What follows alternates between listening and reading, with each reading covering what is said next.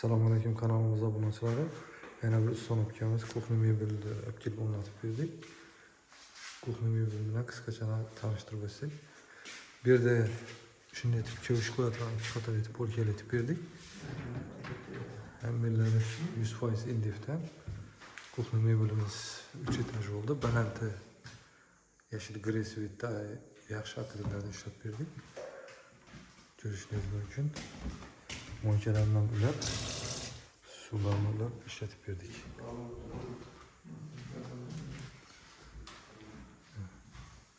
Birinde Ariston jarlardan beklab, pastlardan yetib ishlab berdik.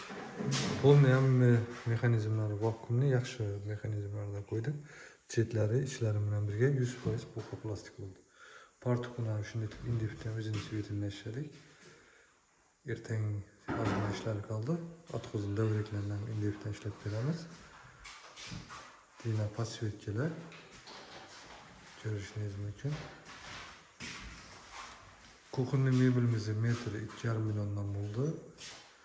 2,5 million bo'lsa bonus sifatida mo'ykalarni taqib, simsitir endi musor idishlarni qo'yib berdik. Ko'rishingiz mumkin. Roliklar ham vakuumli. Kimga shunday mebellar kerak bo'lsa, o'zlarimizga murojaat etaverasizlar.